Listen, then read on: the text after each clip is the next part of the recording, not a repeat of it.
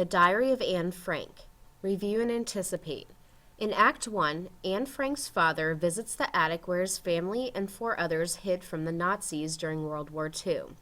As he holds Anne's diary, the off-stage voice of Anne draws him into the past as the families begin their new life hiding from the Nazis. As months drag on, fear and lack of privacy in the attic rooms contributes to increasing tension between the family members. Act 1 ends on the first night of Hanukkah. The group's celebration is interrupted by the sounds of a thief below, who may have heard them. Read Act 2 to learn whether the hiding place has been discovered. Act 2, Scene 1. In the darkness we hear Anne's voice, again reading from the diary. Saturday, the 1st of January, 1944. Another new year has begun, and we find ourselves still in our hiding place. We have been here now for 1 year, 5 months, and 25 days. It seems that our life is at a standstill. The curtain rises on the scene. It is late afternoon. Everyone is bundled up against the cold. In the main room, Mrs. Frank is taking down the laundry, which is hung across the back. Mr. Frank sits in the chair down left, reading. Margot is lying on the couch with a blanket over her and the many-colored knitted scarf around her throat. Anne is seated at the center table, writing in her diary. Peter, Mr. and Mrs. Von Don, and Dussel are all in their own rooms, reading or lying down. As the lights dim on, Anne's voice continues without a break. We are all a little thinner. The Von Dons' discussions are as violent as ever. Mother still does not understand me, but then I don't understand her either. There is one great change, however, a change in myself. I read somewhere that girls of my age don't feel quite certain of themselves, that they become quiet within and begin to think of the miracle that is taking place in their bodies. I think that what is happening to me is so wonderful, not only what can be seen, but what is taking place inside. Each time it has happened, I have a feeling that I have a sweet secret. We hear the chimes and then a hymn being played on the carillon outside. The buzzer of the door below suddenly sounds. Everyone is startled. Mr. Frank tiptoes cautiously to the top of the steps and listens. Again the buzzer sounds, and Miep's V for victory signal. It's Miep! He goes quickly down the steps to unbolt the door. Mrs. Frank calls upstairs to the Von Dons and then to Peter. Wake up, everyone! Miep is here! Anne quickly puts her diary away. Margot sits up, pulling the blanket around her shoulders. Mr. Dussel sits on the edge of his bed, listening, disgruntled. Miep comes up the steps, followed by Mr. Kraler. They bring flowers, books, newspapers, etc. Anne rushes to Miep, throwing her arms affectionately around her. Miep and Mr. Kraler, what a delightful surprise! We came to bring you New Year's greetings. You shouldn't. You should have at least one day to yourselves. She goes quickly to the stove and brings down teacups and tea for all of them. Don't say that. It's so wonderful to see them. I can smell the wind and the cold on your clothes. There you are. How are you, Margot? Feeling any better?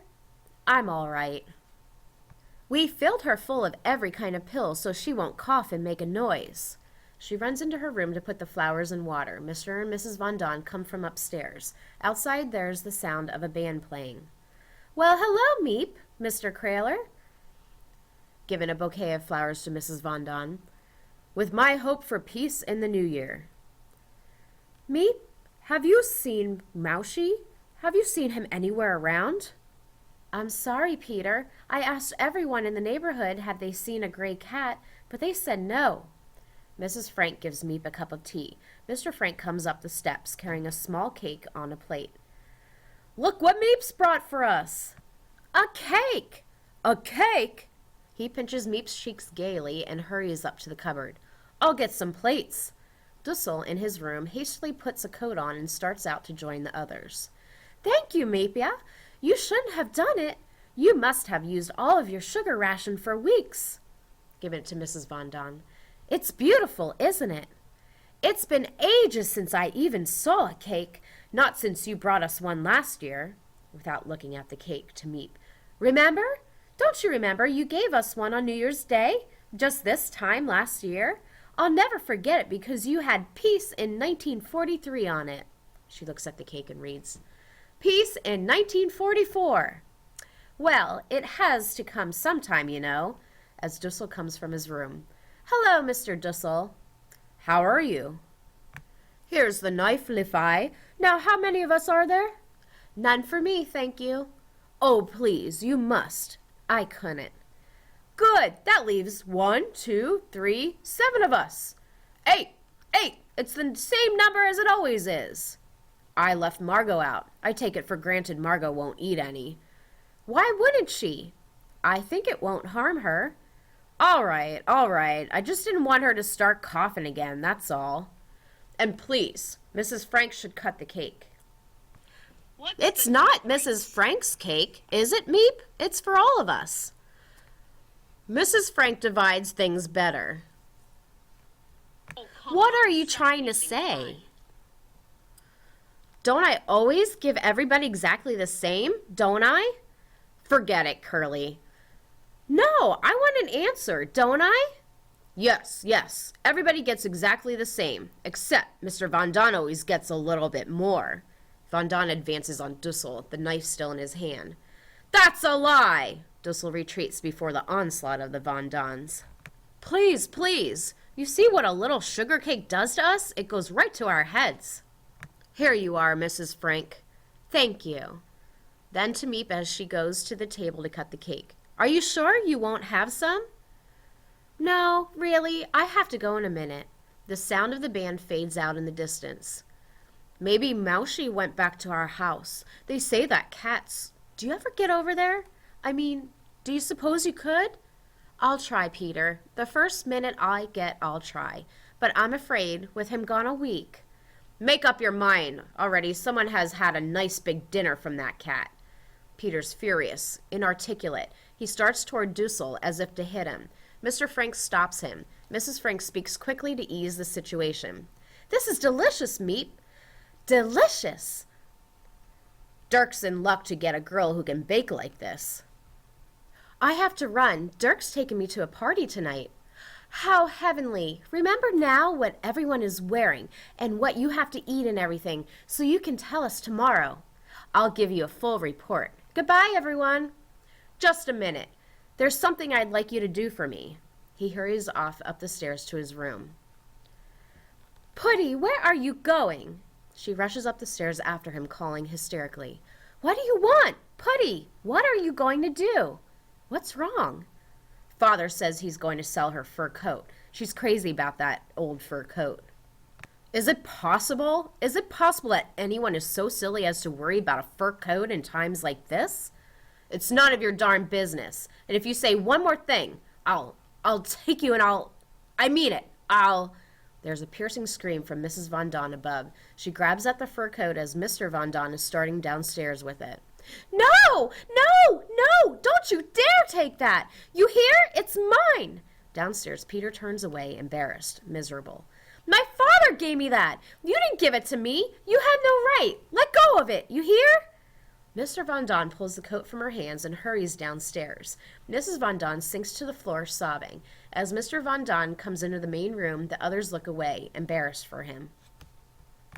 Just a little discussion over the advisability of selling this coat. As I've often reminded Mrs. Von Don, it's very selfish of her to keep it when people outside are in such desperate need of clothing. He gives the coat to Meep. So if you will, please, to sell it for us. It should fetch a good price. And by the way, will you get me cigarettes? I don't care what kind they are. Get all you can. It's terribly difficult to get them, Mr. Von Don, but I'll try. Goodbye. She goes. Mr. Frank follows her down the steps to bolt the door after her. Mrs. Frank gives Mr. Kraler a cup of tea. Are you sure you won't have some cake, Mr. Kraler? I'd better not. You're still feeling badly? What does your doctor say? I haven't been to him. Now, Mr. Kraler. Oh, I tried, but you can't get near a doctor these days. They're so busy. After weeks, I finally managed to get one on the telephone. I told him I'd like an appointment. I wasn't feeling very well. You know what he answers? Over the telephone. Stick out your tongue. They laugh. He turns to Mr. Frank as Mr. Frank comes back. I have some contracts here. I wonder if you'd look over them with me? Of course. If we could go downstairs. Mr. Frank starts ahead. Mr. Kraler speaks to the others. Will you forgive us? I won't keep him but a minute. He starts to follow Mr. Frank down the steps. What's happened? Something's happened, hasn't it, Mr. Kraler? Mr. Kraler stops and comes back, trying to reassure Margot with a pretense of casualness. No, really, I want your father's advice. Something's gone wrong, I know it. If it's something that concerns us here, it's better that we all hear it. But the children? What they'd imagine would be worse than any reality. As Mr. Kraler speaks, they all listen with intense apprehension. Mrs. Von Don comes down the stairs and sits on the bottom step. It's a man in the storeroom. I don't know whether or not you remember him. Carl, about 50, heavy-set, nearsighted.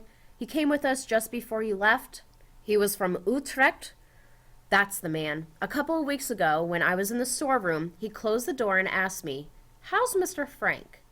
What do you hear from Mr. Frank?" I told him I only knew there was a rumor that you were in Switzerland. He said he'd heard that rumor too, but he thought I might know something more.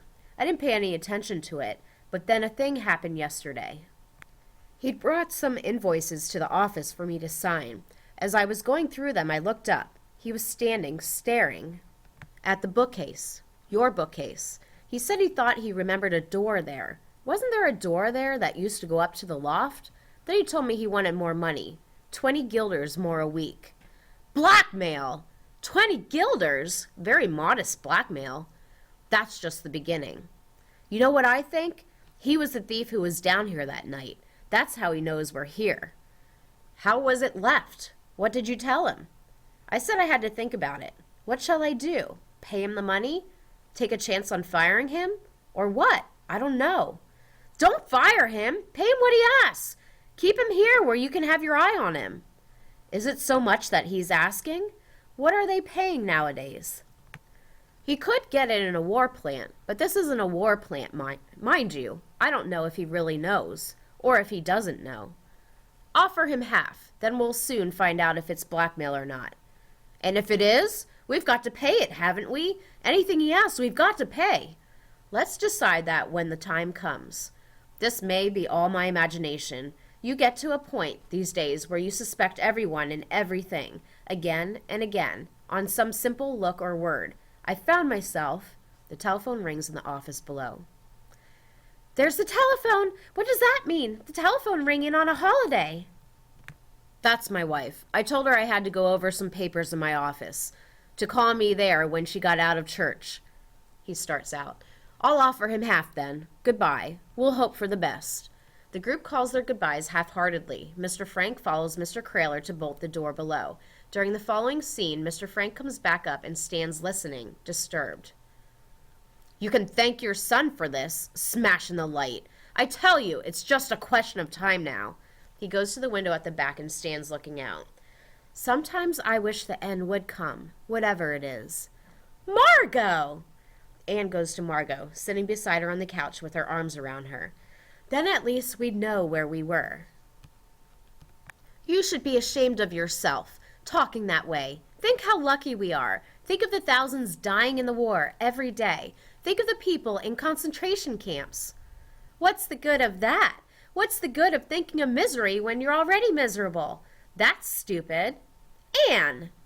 As Anne goes on raging at her mother, Mrs. Frank tries to break in an effort to quiet her.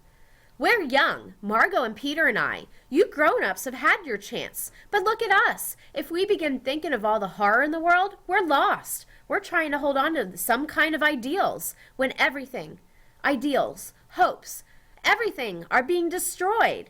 It isn't our fault that the world is in such a mess. We weren't around when all this started, so don't try to take it out on us. She rushes off to her room, slamming the door after her. She picks up a brush from the chest and hurls it to the floor. Then she sits on the settee, trying to control her anger. She talks as if we started the war. Did we start the war? He spots Anne's cake. As he starts to take it, Peter anticipates him.